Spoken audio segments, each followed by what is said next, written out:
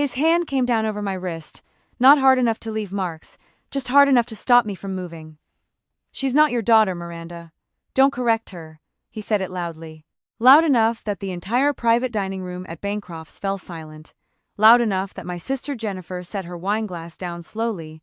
Loud enough that my mother shifted in her chair, trying to become invisible on her own 80th birthday.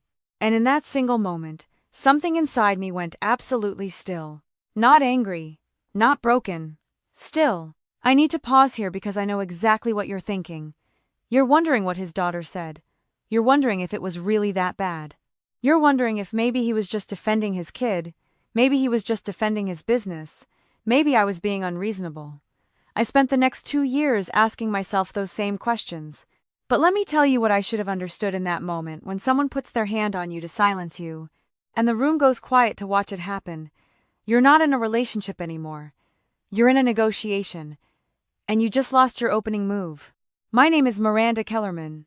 I'm 58 years old, and I work as a payroll consultant for small businesses across Charlotte, North Carolina. I've been doing this job for 32 years. I catch decimal point errors that cost companies thousands. I notice duplicate invoices. I can usually tell when a number doesn't belong in a spreadsheet. What I couldn't tell was when a number didn't belong in my own life. What I couldn't see was how completely, methodically, my new husband was dismantling my security. But I'm getting ahead of myself. Let me start where everything looked perfect. I had been a widow for 12 years when I met Nathaniel at a networking event in Uptown. My first husband Robert died after 34 years of marriage. 34 years of knowing someone completely, building something, having the one person in the world who understood why you kept that kitchen tile you'd never fixed and laughed about it the same way you did. When he got sick, I nursed him. When he died, I kept going. That's what you do. You put one foot in front of the other. You work. You maintain your house. You see your family. You pretend the silence in the evenings is peaceful, not just empty. Nathaniel was different. He was charming in a specific way, attentive in public, interested in my work, proud to introduce me to his business contacts as my brilliant wife who understands finance better than most men I know. That sentence felt like oxygen after 12 years of holding my breath. He made me believe I was building something again. Sophia, his daughter from a previous marriage, was 21 and struggling after her parents' divorce. That's what Nathaniel told me. That's what I believed. He said she needed stability. He said his ex-wife couldn't afford tuition. He said that with my help, Madison could focus on school and have the normal college experience both her parents had denied her. So I started paying. First, the small things. A phone bill. A dental copay. Textbooks for her classes at Clarendon University. Then tuition installments. Then sorority dues. Then car insurance. Then a Jeep payment. Then a monthly allowance. I told myself I was being a good stepmother. I told myself this is what blending a family meant. I told myself that having someone depend on me felt better than being alone. Everything changed the night of my mother's birthday dinner. I had spent 3 weeks arranging that dinner for Barbara. I called the restaurant twice to make sure the entrance was accessible for her walker. I asked for a chair with firm support because her new knee still stiffened if she sat too long. I brought a cushion from home. I wore the navy dress that Robert had always loved. Nathaniel wore a suit that probably cost more than my first mortgage payment. He looked successful. He looked like he belonged there. He looked like he owned every moment he occupied. The private room at Bancroft's had soft yellow lighting and dark wood walls. My son Marcus had driven in from his job in Concord, still wearing the clean golf shirt he kept for family events. My sister Jennifer brought roses. Everything felt like it was supposed to feel. Everything felt right. Sophia arrived 40 minutes late. She swept in wearing a cream-colored coat I had purchased at Christmas and a handbag that cost more than my first washing machine. She kissed her father on the cheek, gave my mother a quick little wave, and blamed parking. The lot had been half empty. I saw her get out of her car, but I said nothing. I was trying very hard to be good. I was trying to be patient. I was trying to be the kind of woman who doesn't make scenes. My mother told a story about getting pulled over in 1968 without a driver's license. Marcus teased her. Even Nathaniel laughed. Then Marcus asked Sophia about her business classes. She glanced up from her phone. They're fine. College is pretty easy when Dad marries someone good with money.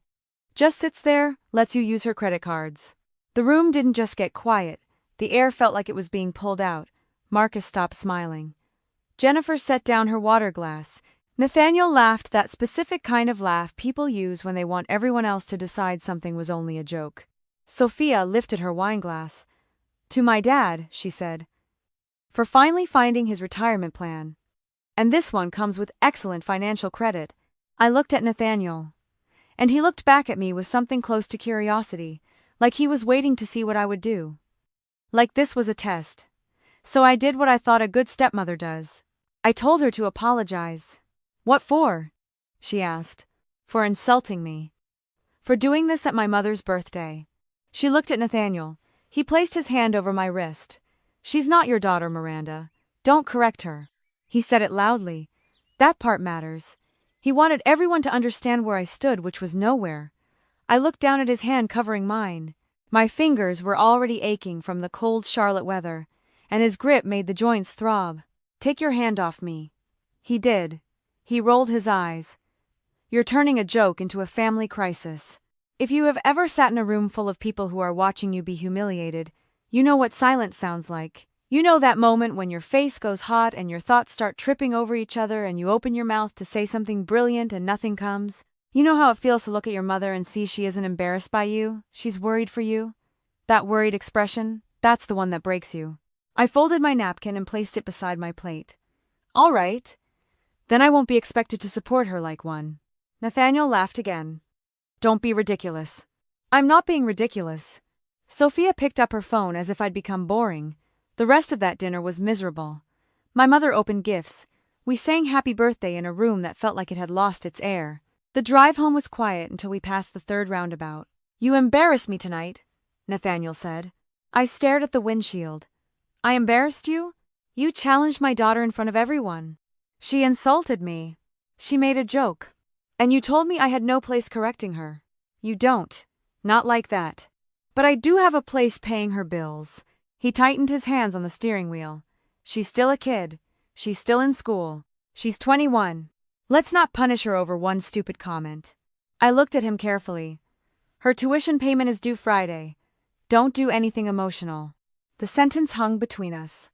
We both understood what he meant. Don't tell me no. Don't set boundaries. Don't be difficult. Just pay. That shut him up for the rest of the drive. But that night, lying in the dark, I started thinking about spreadsheets. The next morning I woke at 5:38 with my lower back burning. I made coffee, pressed a heating pad against my spine, and opened my laptop at the kitchen table. At 6:12, I pulled up 22 months of bank statements. I have always kept good records. You learn that in payroll work numbers may be boring, but they are rarely confused. The list was worse than I expected. Tuition to Clarendon. The Jeep payment. Insurance. $900 a month for living expenses. Phone service. Sorority dues. Dental bills. Study abroad deposit. Then I saw several transfers marked MH Education. Nearly $30,000. But the recipient wasn't Clarendon University. The money had gone into an account connected to Nathaniel's real estate company, Holloway Commercial Holdings. I stared at the screen for almost 3 minutes without moving. For a moment, I nearly closed the browser. I remembered Nathaniel sitting beside me on the anniversary of Robert's death. I remembered him making dinner when my sciatica was bad. I remembered feeling relieved to be loved again. Then I remembered his hand over my wrist. Then I remembered the laugh. At 7:03, I canceled the future tuition payments. I removed Sophia as an authorized user on my credit card. I stopped her allowance. I ended the Jeep payment. I opened a new business account that Nathaniel couldn't access. I did all of this before he came downstairs. When he got to the kitchen holding his phone, he already knew. "What the hell did you do?" I turned my laptop toward him and spread the printed statements across the kitchen table. "I followed your boundary," I said. "She isn't my daughter. You're her father." His anger lasted exactly 5 seconds. Then his eyes found the transfers. The color left his face. I tapped the page with my index finger. "Why did $30,000 marked for education go into your business account?" He reached for the statements. I pulled them back. That's when I knew the insult at the dinner wasn't the biggest problem in my marriage anymore. He sat back and gave me that expression I had seen him use with nervous clients, the calm, disappointed look of a man explaining something obvious to someone who had failed to understand. That is not my business account. It's an operating account. It's more complicated than that. Of course it was. Everything involving his money was complicated. Everything involving mine was family. He pulled out a chair and lowered his voice. I moved the tuition money into an education reserve so I could manage the deadlines. Then show me the reserve. I don't have access to everything from my phone. You have your laptop upstairs. His jaw tightened. Miranda, I am not going to be interrogated in my own kitchen. It's my kitchen, too. That landed harder than I intended. His eyes went to the cabinets, the hardwood floor, the breakfast nook I had renovated 6 years before meeting him. The house belonged to me long before he did. He stood. You're making a serious mistake. No, I said. I'm finally reading the statements. He left without breakfast. At 10:17 that morning, Sophia called. Madison called. Sophia called. I still don't know what to call her in my head, even now. Her name was Sophia.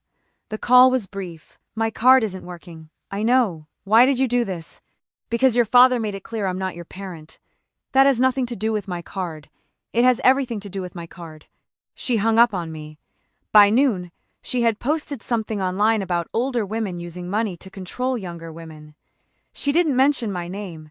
She didn't need to. Nathaniel's sister Denise called 20 minutes later. I just saw Sophia's post. What is going on? I stopped paying some of her expenses.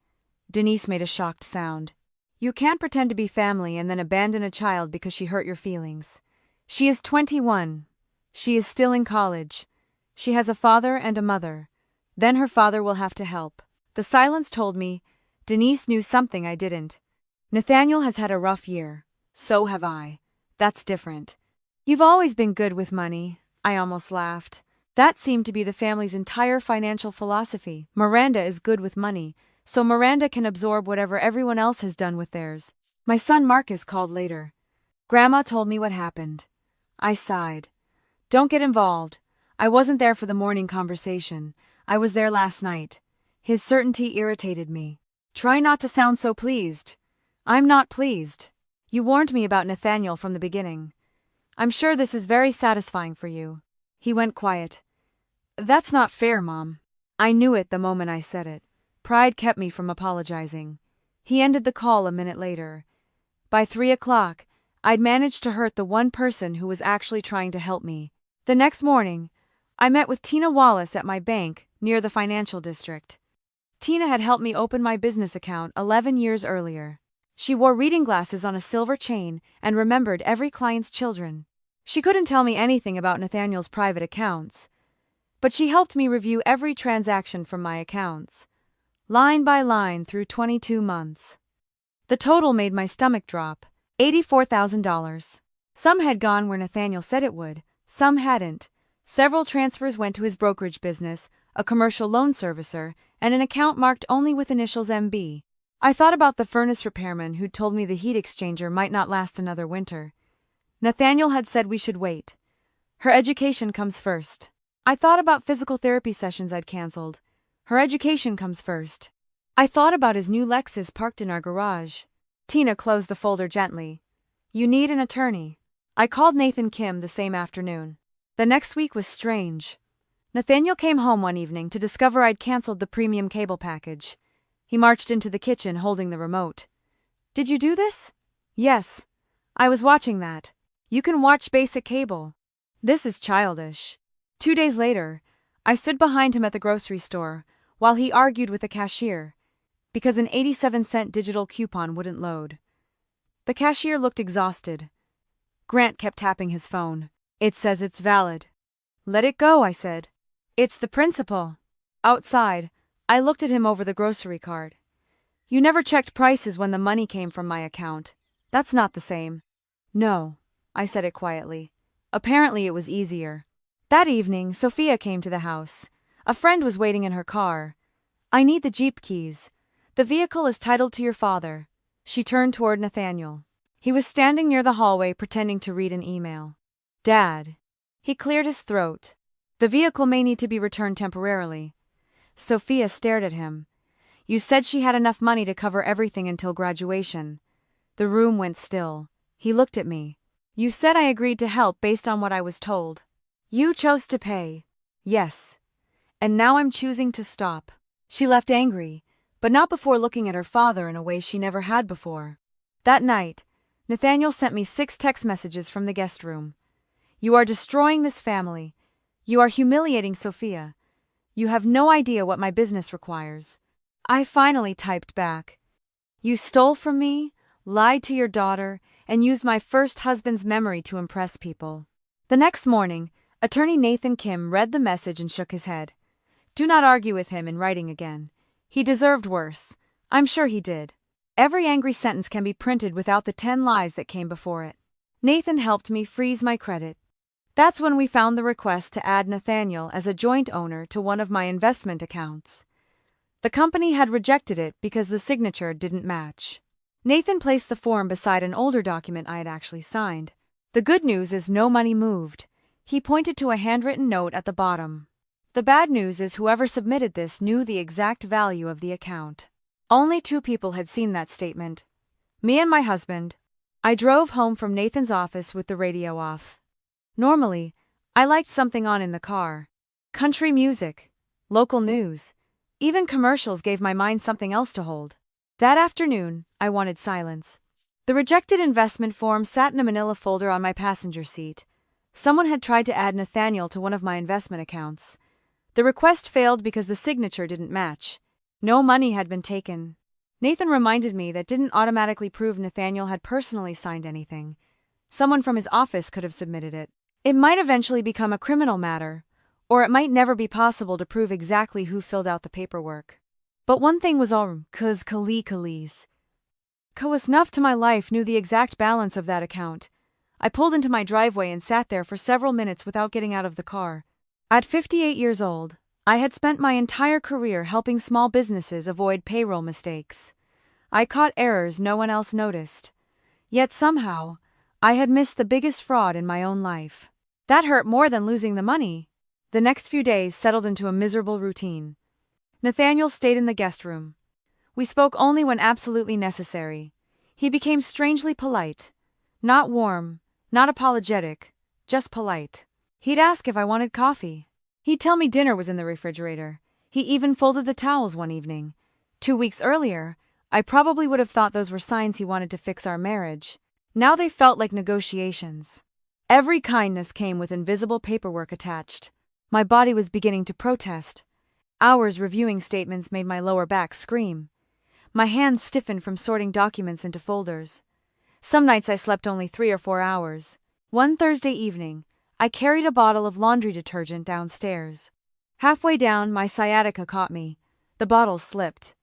Blue detergent spread across the basement floor. I stared at it. Then I slowly sat down on the bottom step and cried. Not because of the detergent. Not even because of the money. I cried because I kept asking myself the same question. How could I have been this stupid? I hated that question. It echoed in my head for nearly 20 minutes. Finally, I reached for my phone. It was 1:47 inches the morning. I called Jennifer. She answered on the 3rd ring. Miranda? I'm sorry. What's wrong? I tried to laugh. Instead, I started crying again. Tell me the truth. About what? Did everyone see what Nathaniel was except me? Jennifer didn't answer right away. When she finally spoke, her voice was gentle. No, it feels like they did. No. Then why didn't I? Because he wasn't pretending all the time. I frowned. What do you mean? He really was kind to you sometimes. People like Nathaniel aren't monsters every minute of every day. If they were, nobody would stay. Being lonely after losing Robert wasn't a character flaw. That sentence stayed with me for the rest of the night. If you have ever sat alone at 3 in the morning questioning every choice that led you to this moment, you know what it feels like. You know how the silence in your own house can feel like it's actively accusing you. You know that moment when you understand that the person you trusted chose to betray you, not in a moment of passion or weakness, but methodically, strategically, with full awareness of what he was doing. And you know that the hardest part isn't the money. It's understanding that loneliness can make you ignore things you would never ignore in anyone else. The following week, Nathaniel started telling a different story. Not to me, to everyone else. A neighbor stopped me while I was getting the mail. How are you feeling? I'm fine. You've just seemed overwhelmed lately. What makes you say that? He shifted uncomfortably. Nathaniel mentioned you've been under a lot of stress. Later that afternoon, another acquaintance casually asked whether I planned to slow down at work. The following day, a client emailed to make sure I wasn't retiring. Little comments. Small questions. None of them sounded alarming by themselves. Together, they formed a pattern. Nathaniel wasn't simply defending himself. He was preparing people not to believe me. The idea made my stomach tighten. I had watched two close friends care for spouses with dementia. Memory loss terrified people our age. Nathaniel knew that. He wasn't accusing me outright. He was planting doubt. If you have ever been gaslit by someone who knows exactly how to manipulate public perception, you understand what I felt in that moment. You understand the specific type of fear that comes when you realize someone isn't just lying to you, they're lying about you to everyone you work with. You understand the voice that whispers, "What if he's right? What if I am losing it? What if my memory is wrong?" That voice is the voice of someone who loves you being used as a weapon. And it works better than any shouting ever could. A few days later, something happened that surprised me. Sophia called. "I'd like to talk. I think we've said enough, please." There was something different in her voice. Less confidence, less anger, more uncertainty. We agreed to meet Saturday morning at a Panera in the Dilworth neighborhood. She was already there when I arrived. No makeup, hair pulled into a loose ponytail, an old Clarendon University sweatshirt instead of designer clothes.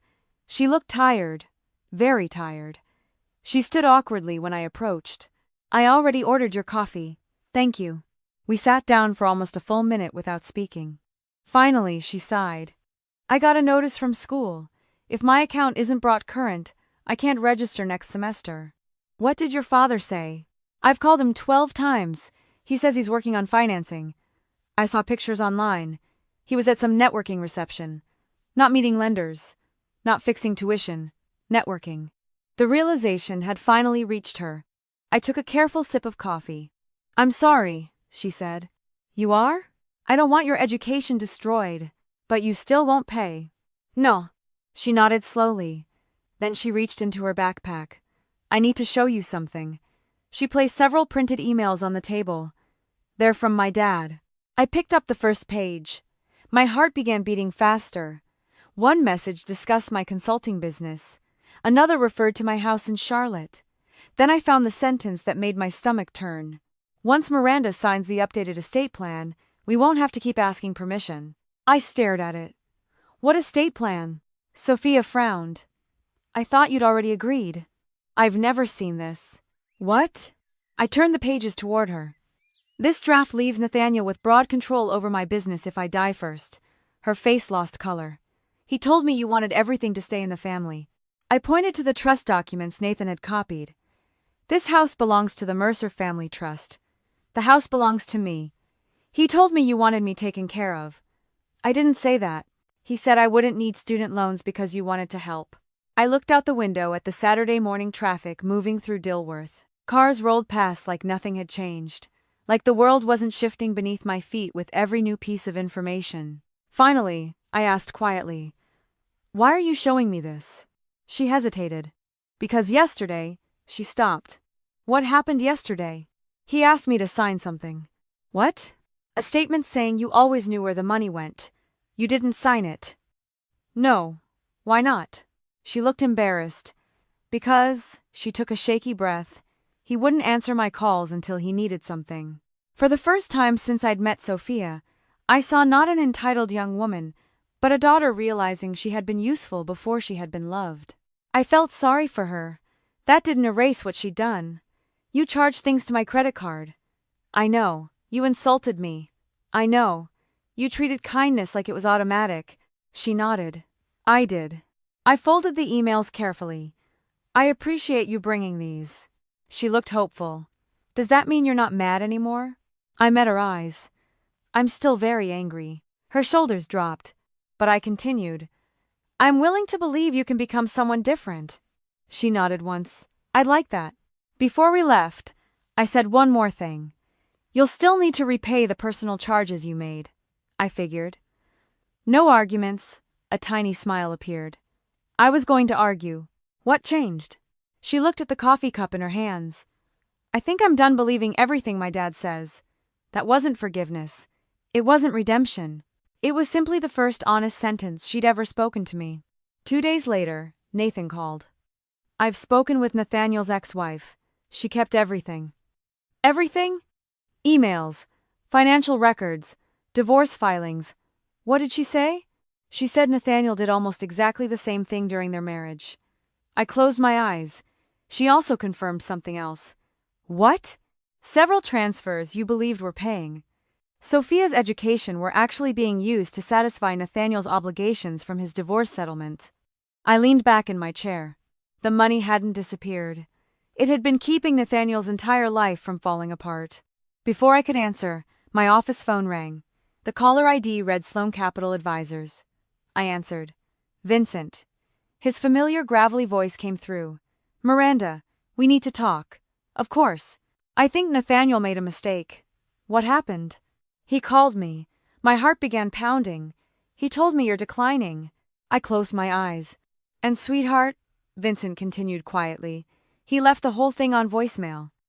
Vincent Sloan had owned his consulting firm for 42 years. He'd buried his wife after Alzheimer's, survived bypass surgery, and still insisted on walking through his offices every Tuesday morning instead of using the chair his employees begged him to use. He wasn't easily rattled. If Nathaniel had upset Vincent, Nathaniel had made a very serious mistake. Vincent's office sat just east of downtown Charlotte. When I arrived, he was already waiting with 2 cups of coffee. I remembered, he said with a faint smile. 1 cream. You always do.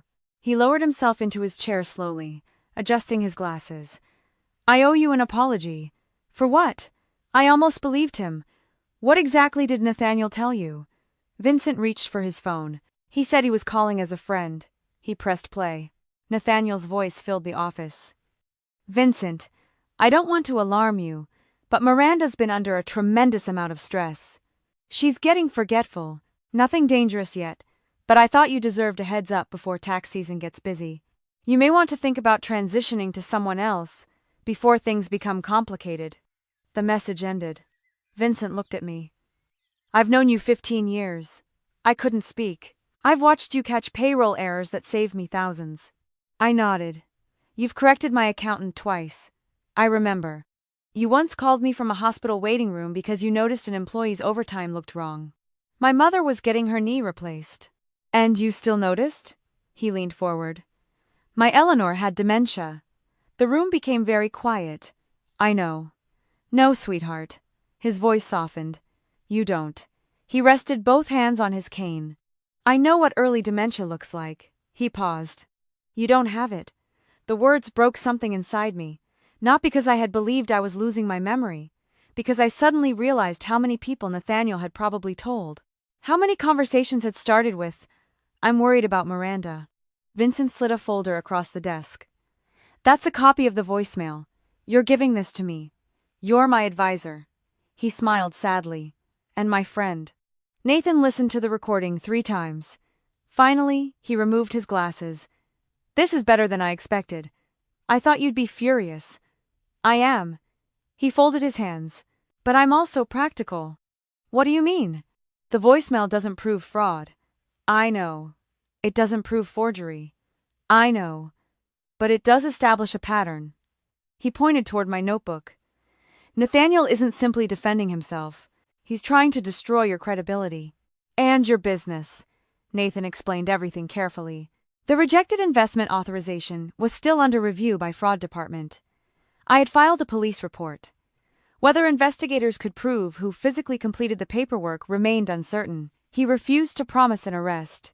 That isn't how the real world works. Oddly enough, hearing that reassured me. He wasn't selling revenge. He was helping me rebuild my life. The stronger case, he continued, is civil. He listed everything on a yellow legal pad. Your separate funds entered his business after misleading explanations. He represented educational expenses that weren't educational. He attempted to damage your professional reputation. We have documentary evidence. We have witnesses. We have banking records. He looked up. That's enough to change your future. That's enough to save your business. A week later, I filed for legal separation. Nathan requested temporary financial restraints, forensic accounting, preservation of electronic records, and exclusive control over my consulting business. Signing the paperwork felt strangely ordinary. No dramatic music. No shaking hands. Just a blue pen attached to the attorney's conference table. 22 months of marriage, reduced to several signatures. When I finished, Nathan quietly slid a tissue box toward me. I hadn't realized I was crying. Nathaniel changed almost overnight. The yelling disappeared. Flowers appeared on the kitchen counter. He cooked chicken parmesan one evening. Another night, he warmed a towel in the dryer because he knew the heat helped my hands. You've been working too hard. I can manage. You shouldn't have to. For a few dangerous days, I wanted to believe him. Loneliness does strange things after 50. It whispers. It reminds you how quiet the house becomes after dinner. How much easier it is to forgive than to start over. One evening, we actually laughed together watching an old episode of television. For 30 minutes, everything felt almost normal. Then he reached into his briefcase. I need your help with something. He placed several documents on the kitchen table. Commercial refinancing paperwork. The collateral. My house. Our house? He corrected. My house. It'll only be temporary. How temporary? Until this development closes. I looked at the projected loan amount. It would pay off business debt. It would also cover Sophia's overdue tuition. You planned this? What? The dinner? The apology? The flowers? His face hardened just enough. You're being cynical. I opened the folder. You were being patient. He sighed dramatically. I thought we were finally healing. You thought I was finally signing. Then he crossed a line I never expected. Robert would have helped. The room went completely silent. Robert. My first husband. Nathaniel actually used his name.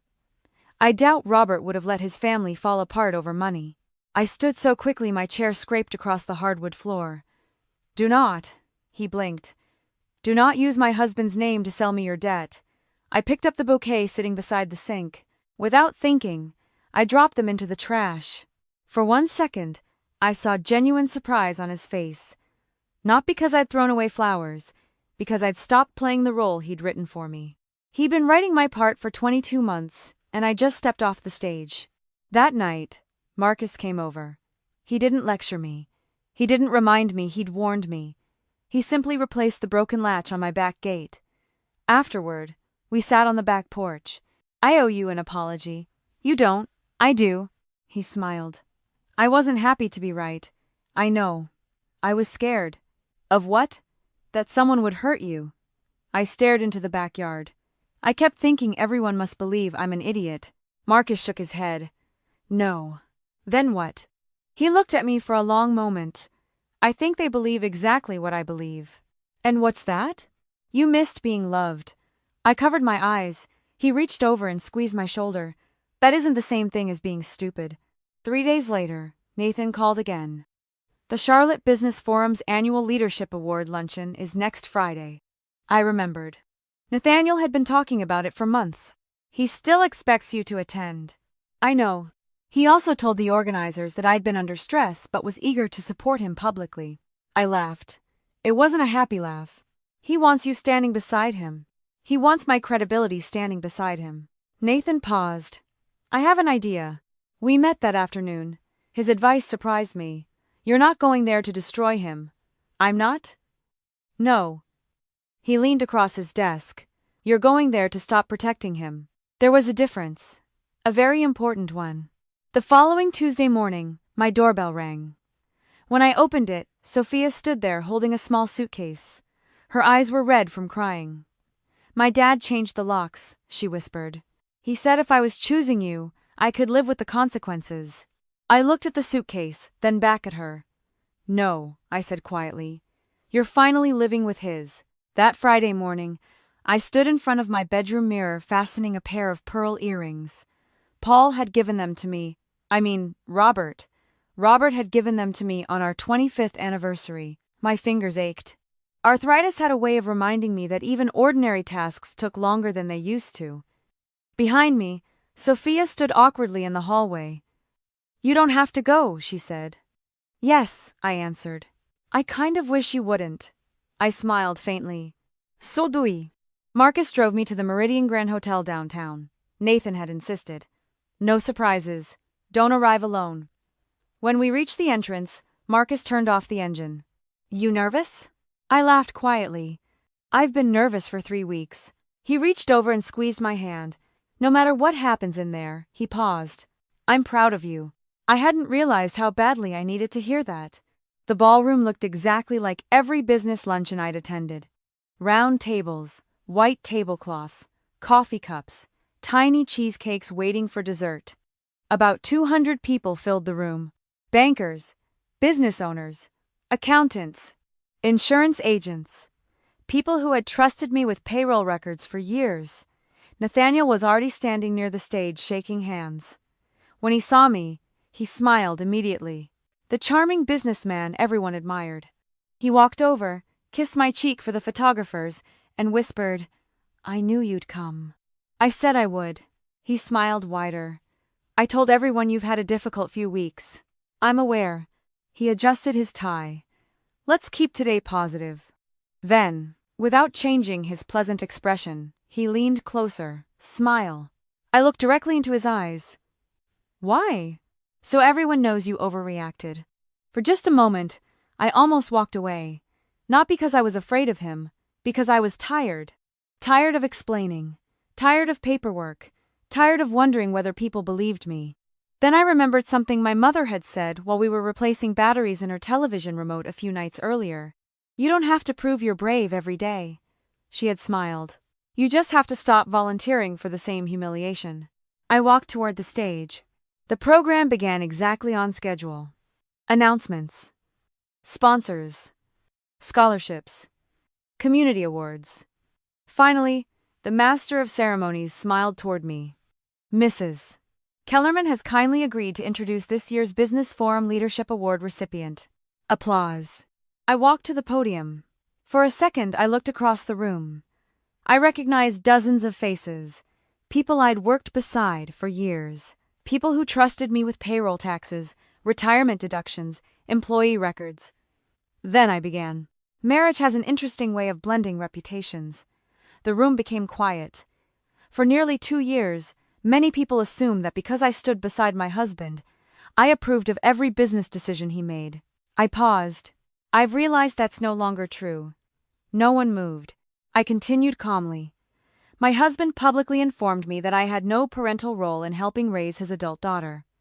Nathaniel shifted in his chair. I accepted that boundary. I stopped voluntarily paying expenses that belonged to her parents. Several people exchanged confused glances.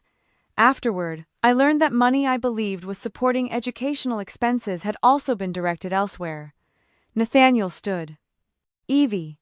Miranda. I raised one hand. I'm almost finished. The room was so quiet I could hear silverware touching china somewhere near the back. I also discovered an unauthorized request involving one of my investment accounts. I chose every word carefully. The matter has been reported and remains under review. I did not accuse him of forgery. Nathan had been very clear about facts, only facts. I've also filed for legal separation and requested forensic accounting. Nathaniel reached the stage. That's enough. I looked at him.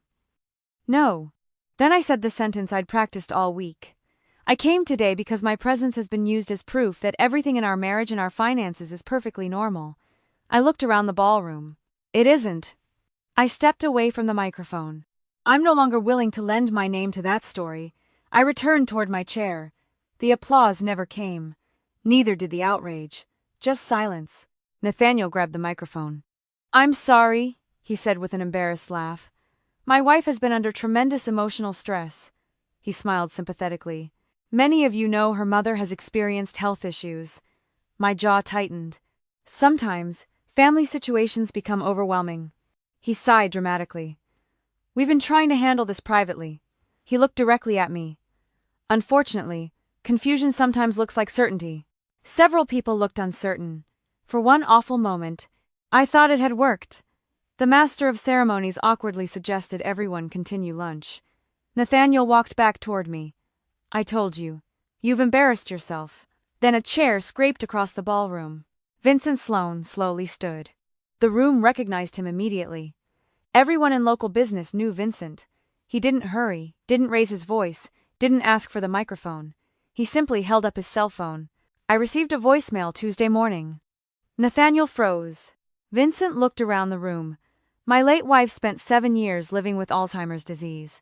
His voice remained calm. I don't appreciate people borrowing that tragedy because they don't like being questioned. He pressed play. Nathaniel's voice carried clearly across the nearest tables. Vincent, Evie is getting forgetful. You may want to think about transitioning your payroll before things become complicated. The recording lasted less than 20 seconds. It didn't need to be longer. People sitting nearby heard every word. Those farther away saw the expressions on everyone else's faces.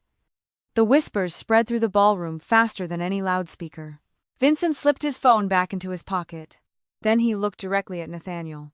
I've trusted that woman with my payroll for 15 years. He paused. I trust her today. He sat down. Nathaniel tried to laugh. Arthur misunderstood, everyone turned. Sophia had stood. She was trembling. I misunderstood. She held several printed emails. My father told me that Evie Miranda had agreed to change her estate plan. She swallowed. He told me her business. Her house would eventually belong to our family. She looked at me. She never agreed. Nathaniel stared at his daughter. What are you doing? Telling the truth.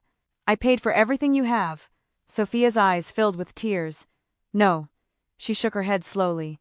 She did. The room fell silent again. No one applauded. No one cheered. Real life doesn't sound like movies. It sounds like people quietly realizing they've been lied to.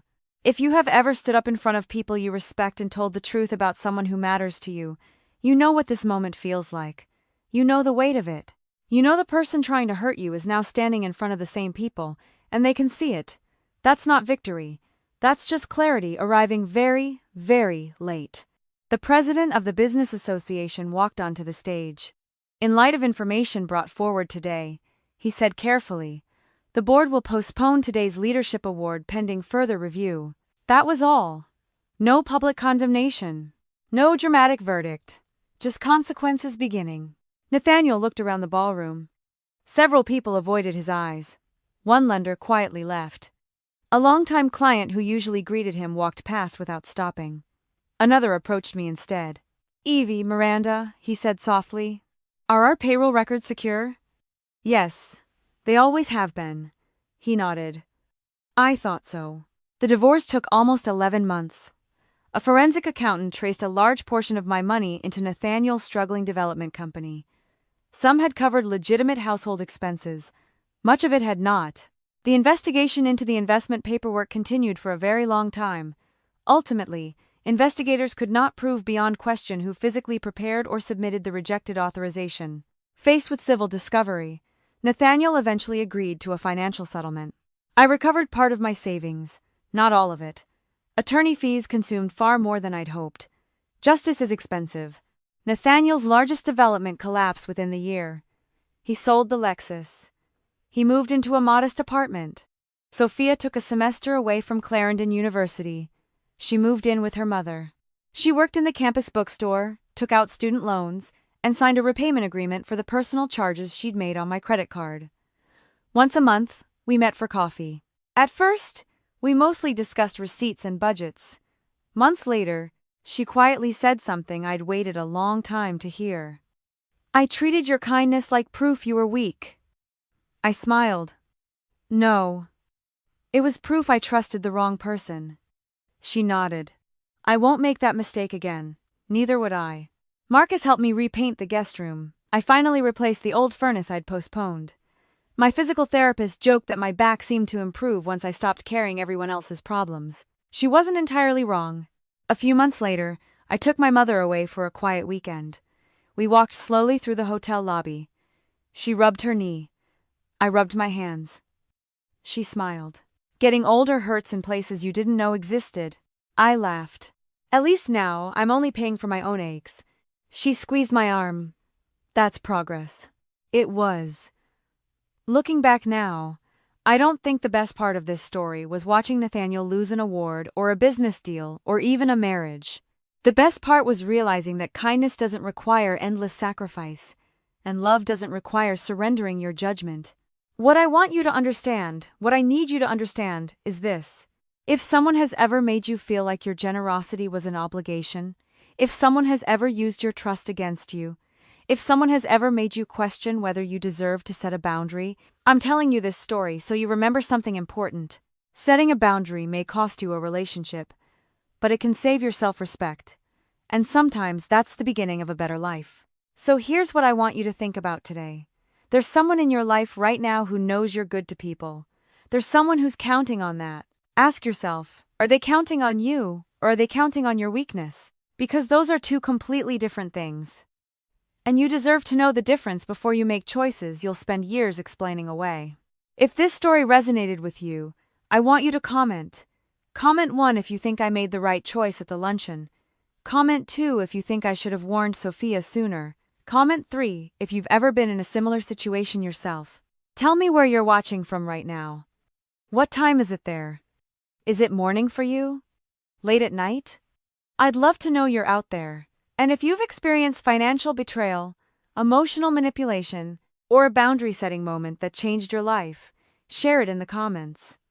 You might help someone else understand that they're not alone in this. If you haven't already, please subscribe to this channel. These are the stories I've spent my entire career learning how to tell stories about real people, real mistakes, and real moments when ordinary people decide they deserve better. Subscribe and hit the notification bell so you never miss a new story. Thank you for listening to me tonight. This is a fictional story inspired by real emotional experiences, fully rewritten and reimagined in Charlotte, North Carolina to create original content.